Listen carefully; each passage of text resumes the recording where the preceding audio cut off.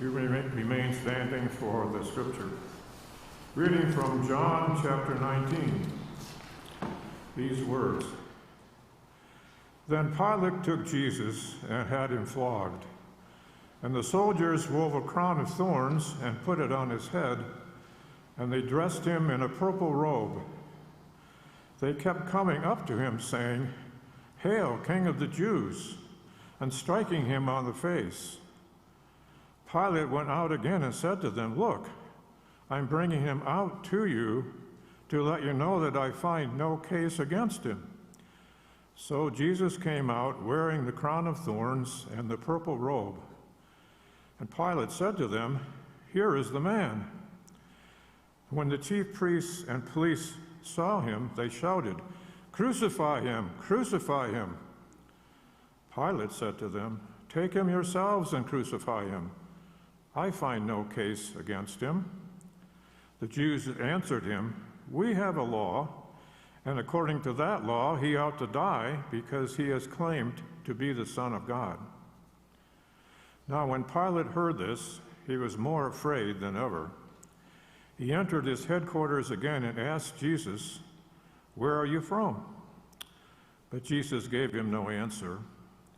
Pilate therefore said to him, "Do you refuse to speak to me? Do you not know that I have power to release you and power to crucify you?" Jesus answered him, "You would have no power over me unless it had been given you from above. Therefore, the one who handed me over to you is guilty of a greater sin." From then on, Pilate tried to release him, but the Jews cried out, "If you release this man, you are no friend of the emperor. Everyone who claims to be a king sets himself against the emperor." When Pilate heard these words, he brought Jesus outside and sat on the judge's bench at a palace called the Stone Pavement, or in Hebrew, Gabbatha.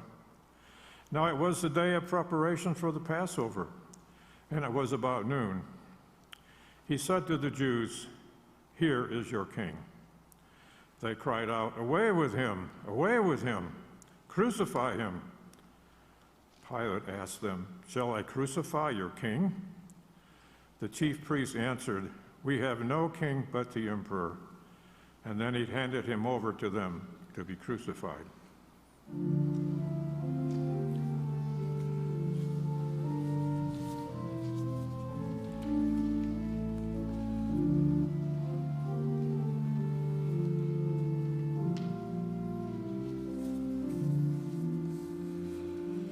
Live in charity and steadfast love. Live in charity. God will dwell with you.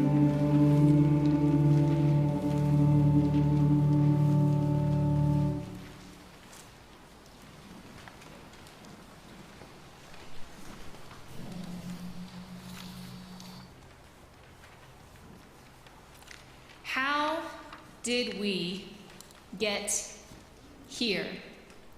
That's not anchored, is it? No. How did we get to this point?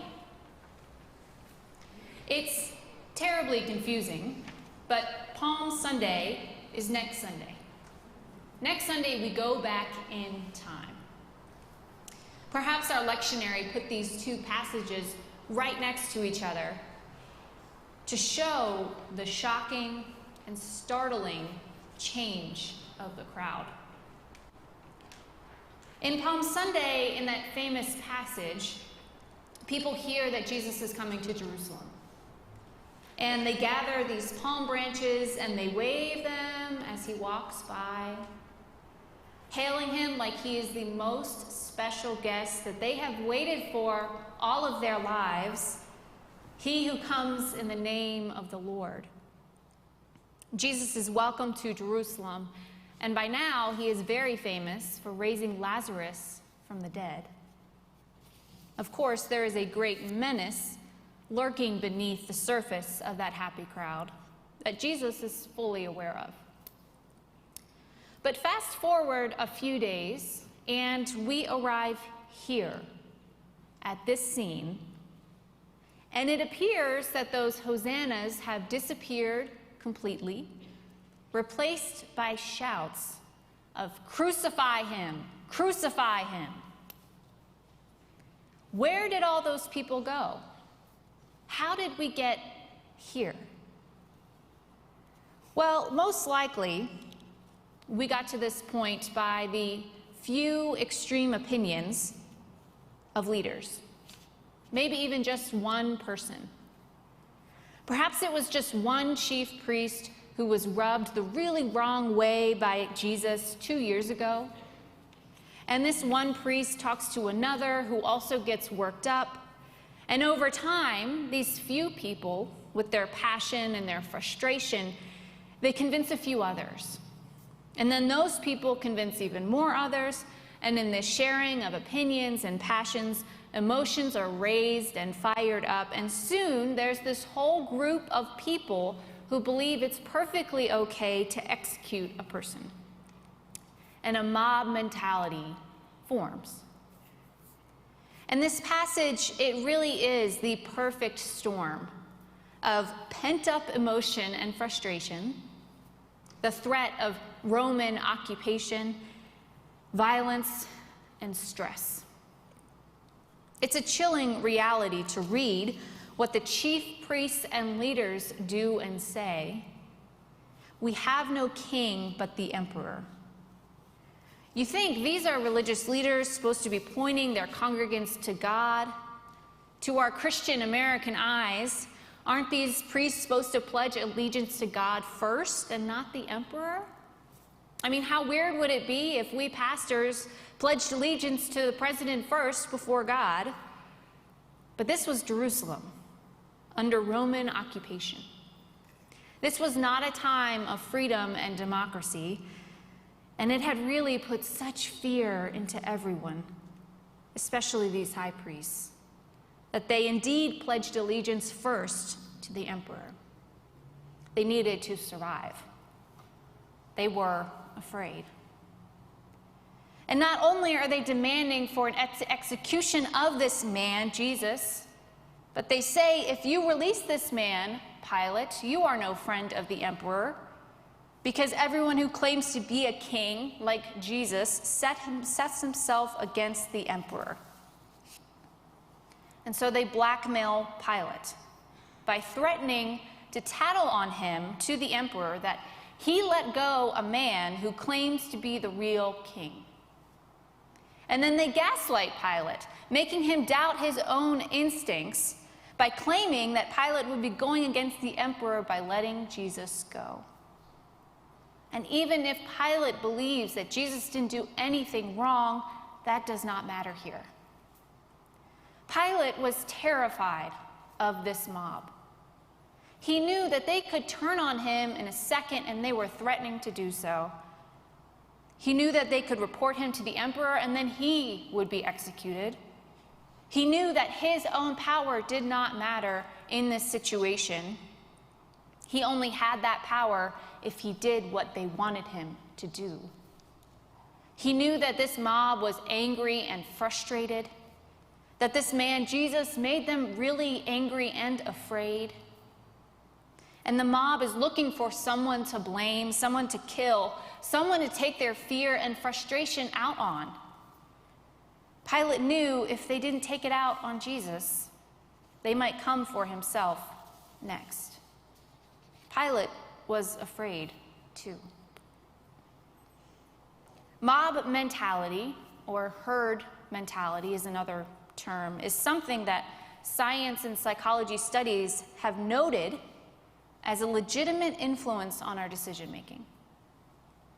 The influence of others' behavior on our own is something noted in animals, like sheep. And it turns out then that when Jesus said, "I am the shepherd who will lay down his life for his sheep," in John chapter 10, he knew that humans really act like sheep. They are tremendously influenced by the actions of those around them. It's called the principle of social proof. When we see others do something, we are encouraged to do it ourselves. Psychologist Robert Cialdini writes, whether the question of what to do with an empty popcorn box in a movie theater, or how fast to drive on a certain stretch of highway, or how to eat the chicken at a dinner party, the actions of those around us will be important in defining the answer. There are so many studies and research that definitively prove how influenced we are by others. One showed how social proof helped protect the environment. And this was a study that took place in Arizona's Petrified National Forest. Large signs were posted about common theft of petrified wood, 14 tons a year. And these researchers, they removed signs on a particular path, and that path had 1/3 less theft than other paths. So people were reading these signs and saw how so many others were stealing and thought they could steal as well. But when they had no information about other people's behaviors, they were less likely to take something. Why do we do this? Especially when it's a morally corrupt decision, whether it's stealing from a national park or executing an innocent man. Why? Well, number one, social proof, it's an evolutionary thing. It's a mode of survival. Because the world we live in can be scary and difficult, and we find ourselves needing to make decisions very quickly. In hunting and gathering societies, you had to stick with a group or it meant certain death. And if you're traveling as a group and the predator comes on you very quickly, you most likely are going to run in the same direction as the others in your group. Nowadays, in our current society, you're still going to do what you can to survive. Popularity and a group's behavior helps us make decisions. Look at Amazon reviews. We are much more likely to buy a product when we see all of those positive reviews. Or reviews of a restaurant on Yelp. You have to try this particular dish. I don't know about y'all, but I have tried many popular dishes in my lifetime, even when I knew it would not sit well with me. We can make decisions on the assumption that others have more knowledge than us, especially when there isn't much information to go on in the first place. And these studies, they show social proof is not always a bad thing. Sometimes social proof helps us get over our fears. You know, you have kids who are scared of dogs, who watch other kids pet dogs, and they're much more likely to give a furry friend a pet. And social proof, it helps us reach bigger goals when others around us are modeling it. If you've ever run in a group and you do your personal best on a mile, or exercise next to someone at the gym who's really into it and doing well, and you push yourself just a little bit harder. But it's not just that we are encouraged by behavior we see in a group that we are in. But being in a group can make our behavior more extreme. And the opinions of a group are almost always more extreme than the views of an individual. It's often one singular person who starts with the extreme views, and then they get passed on throughout a group. And the excitement of a big, passionate group makes us forget our own convictions and values, and we lose ourselves. Why? Because you can be more anonymous in a big group. And when you act in a group, you feel less responsible for your own individual actions. Or you might become more extreme just to gain acceptance within the group. Going along with the group makes things easier. There are so many moments throughout history where mob mentality has caused violence and unspeakable terror. And there is rarely any justice. And we read about it and wonder why. How on earth did we get here? I personally think of the 4,473 lynchings that took place from 1882 to 1968. Mobs of angry people, they would hear often about a black person who had done some sort of wrongdoing, and often this was just gossip. It was often a total lie, and a mob would get worked up and break into the jail where that person was being held and take them for their own and murder them. And the police often were so afraid they just handed them over. And lynchings became social gatherings. I mean, people would bring lunches and gather while a black person was murdered. How did we get here? It's like I said at the beginning. It often starts small. This one or two, maybe three persons become angry. And in this case, it was often out of just pure hatred for black people, or the fact that they were starting to have same rights as white people. And these people talk to other people who get angry too. And over time, these people with their rage and frustration convince others. And then those people convince even more others. And in this sharing of opinions, emotions are fired and raised up, convictions are forgotten. And soon there's this whole group of people who believe it's perfectly okay to execute a person. And all they need is that moment when an enemy of theirs gets accused of a crime just by hearsay. And that's enough to get them going. And no one can speak up and say, this isn't right, because they're terrified. Or perhaps they try and are met with violence. Out of all the lynchings that are recorded, so there are many that were never recorded, over a quarter of them, 27%, were white people who were murdered.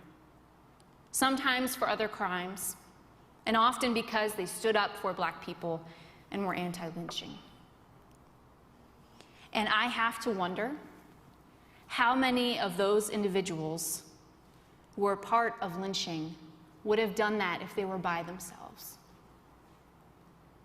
You may think of the January 6th insurrection, and it's very possible that many of those individuals did not head to Washington, D.C. with the plan to scale the Capitol's walls and break in, demanding Vice President Mike Pence's death.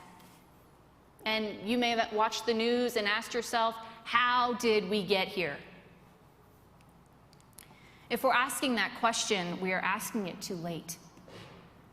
Perhaps the question will be, when will we learn? History does indeed repeat itself, and human behavior falls into similar patterns. How many times will we stand by and watch violence happen, or worse, when we become so consumed with anger ourselves that we forget our convictions and become a part of the mob?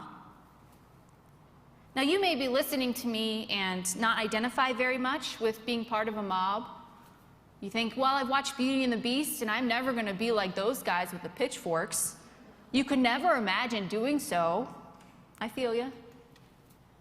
But we all have work to do in ensuring that a violent mob mentality does not have the loudest voice. And I think our work is in those early stages, before a mob has formed.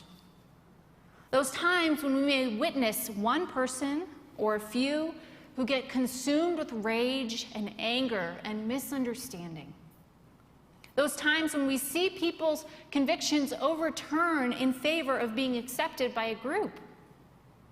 And we have to work up our bravery to speak then.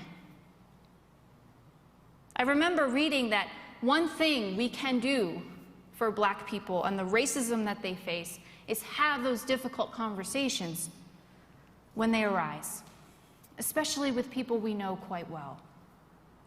When others show problematic views that can lead to racial violence being justified, we have to say something.